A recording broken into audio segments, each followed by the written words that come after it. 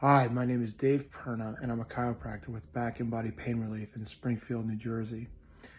I just yesterday received a surgery for 2 cervical disc replacements, and I decided to document it because I felt it would be helpful for other people.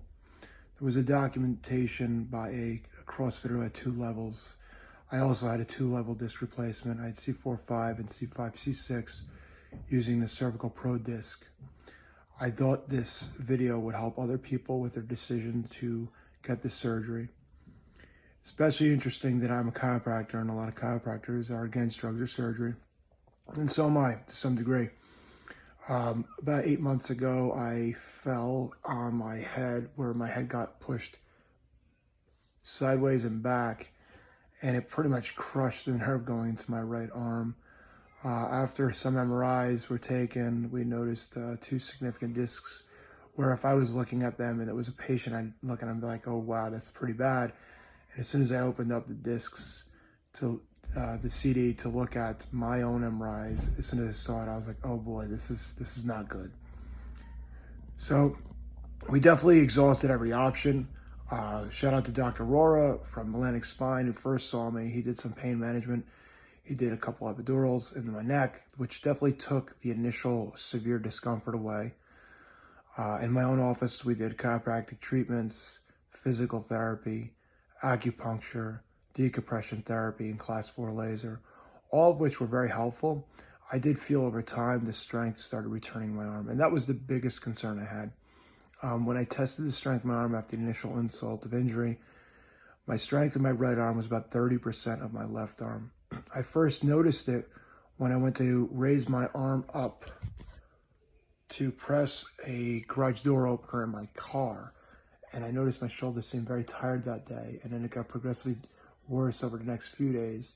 Then next thing I knew, I had a hard time lifting a dumbbell overhead during a workout. I was about to try to do the qualifier for CrossFit, the second level. So we were warming up to do some overhead lifts on a Thursday night, and I suddenly realized I couldn't lift the dumbbell with my right arm at all. In my left arm, it was totally fine. In fact, I was warming up with the weight. And that's when I realized I had a serious problem and I needed to take care of it.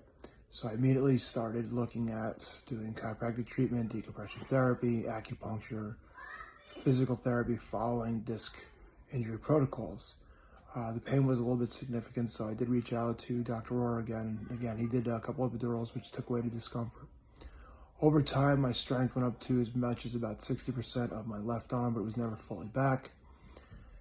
And with most patients, I often tell them, once you're dealing with neurological deficit that causes weakness in an extremity from a spine injury, you're up against the clock. There's a lot of studies that suggest the sooner the nerve is decompressed, the better chance you have of getting your strength back in that extremity. In my case, the deltoid was very weak, as was the bicep. So basically flexing my arm forward or carrying anything in a front position, like carrying my child up a flight of stairs or pressing overhead, was very, very weak compared to the other arm. Things like front rack position and front squats were always a problem. I tend to drop the weight off my right arm, which was kind of annoying to a degree because it really limited my lifting. But I think the biggest thing that really affected me was daily living activities. One night I tried to carry my child up the stairs to go to bed, and I realized I was slowly dropping her because no matter how much I tried to contract my right arm to carry her, it just started getting weaker and weaker. My arm just started slipping away. Hanging up heavy items like a heavy coat or a wet jacket. I think I was washing a jiu-jitsu gi once and I was trying to hang it up, and I realized how heavy that was, and it was just normal clothing. Reaching for stuff like a gallon of milk out of the fridge all of a sudden became very big challenges. The other big thing that was concerning to me was getting off the floor with my right arm. The position of pushing my elbow away from my body in like a somewhat side or plank position if you're trying to get yourself off the floor became very difficult. And I just thought later in life, if my strength wasn't what it is now, that would be a significant problem that would lead to difficulty with ADLs, picking things up, carrying things, and getting off the floor, which is always obviously a big concern as you get older. So this is my second day of post-surgery. First day, I did want to document. It was just a little bit much. Woke up early, went to the surgery center, had to get home and things like that. I do feel like documenting this would be helpful for other people, and that's why I want to do it. Again, there was somebody else who was a CrossFitter. She had 2 levels as well. She did a documentary breaking up that various days of her recovery. I could tell you day 1 is pretty tough. I had a very difficult time swallowing. My throat was very sore, just trying to swallow, to the point where when I was sleeping at night, I would wake up trying to just swallow in the middle of the night, so sleep was a little bit difficult. I was given 2 medications, oxycodone and muscle relaxer. I've yet to take them. I didn't want to take them yesterday because they already gave me some medications in the hospital post-surgery. And then today, it's sore, but it's not so sore to swallow that I think it's necessary to take oxycodone. I also had a pretty significant trap pain and discomfort on my left trap, particularly yesterday, which was a bit concerning to me.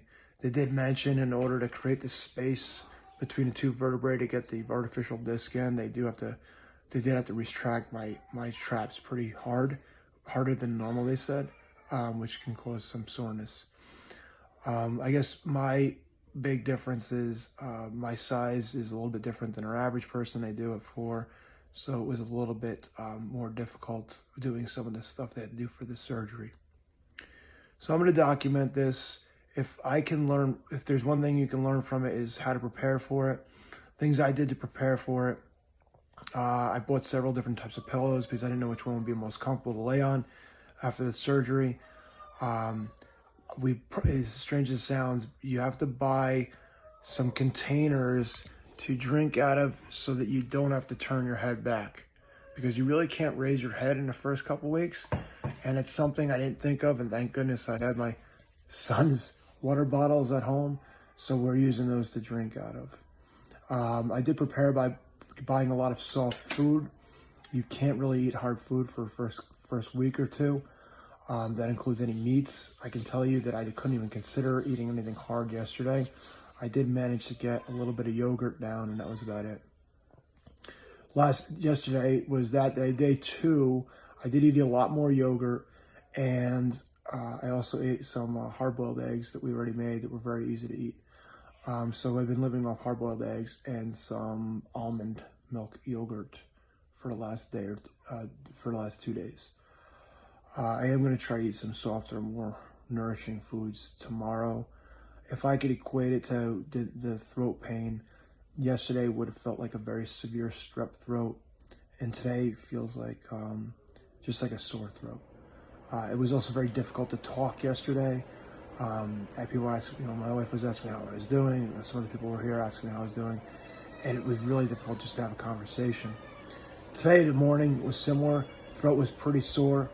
Had a little difficulty having conversations, but we're about 24 hours past the surgery at this point, and it just hurts to swallow at this point a little bit. That's about it. Talking, it's a little bit rough. The voice is a little bit rough, but that's all. I was told by the surgeons, and they were also from Atlantic Spine in West Orange, New Jersey, Dr. K and Dr. Baton. They had warned me that the incision site would be a little bit more sore 2 days post-op, because they did do a nerve type block in the neck to make the surgical site be more comfortable the first 2 days. So far today, I haven't taken any medications again. I am thinking I might need something, but not as hard as oxycodone if the surgical site hurts tomorrow. So I'll let you know. I'm gonna just try to keep a quick vlog of this for the first week, and then I'll probably space it out accordingly. I intend on also starting some light cardio tomorrow according to our rehab protocols. 30 minutes twice a day of light walking should be indicated. Everybody obviously is different, so don't follow exactly my regimen. If you're feeling too sore, you may need to be something different, but I feel like I'm up for walking. The reason I didn't walk today is technically I can't bathe until tomorrow, and I sweat a lot no matter what I do, so I think I'll just wait till tomorrow to begin my walking regimen. I did, however, do some breathing exercises with this device that you usually get anytime you have surgery and you're unconscious for a longer period of time, they want you getting air into your lungs to avoid pneumonia. So I've been doing that fairly regularly. And the other exercise I've been doing lately is trap raises, both with my arms down and my arms up, trying to mobilize my traps. That's the big exercise they have you doing besides cardio for the first day. Maybe I'll show those tomorrow. We are following post-op surgical protocols that researched extensively, and we also do in our office for anybody with a cervical disc replacement as well. So I'm pretty much following exactly what I've done with a patient. Again, an interesting thing comes that I am a chiropractor. I am used to doing a lot of rehab with people post-surgical, whether it is a neck, a low back, a shoulder, a knee. We do have a physical therapist on our staff as well, so we see a lot of this type of cases all the time. I'm not quick to recommend surgery. We do want the person to exhaust all avenues. And I felt like we did with me. The final stroke was coming back from the holidays. I had a little bit of a cough, and my strength went back to about 30% my right arm. And I said, look, if it's going to continually be, getting as good as 60% and then back down to 30% for a while for an indefinite amount of time, it's really hard to predict that. And quality of life really goes downhill when you're trying to stay active and all of a sudden you realize your right arm isn't functioning for the day. So that was one of the reasons I realized that rehab alone wasn't going to be enough. I was up against it. I think we're at about the 10-month mark right now. Ideally, I wanted to make the decision at about 8 months, but some things happened where I wasn't able to take off from work to do the surgery. I will try to put some links in the comments if need be, if people have questions. But we'll see you tomorrow again, and hopefully you can keep track of this if you're curious about what recovery is like from this type of surgery.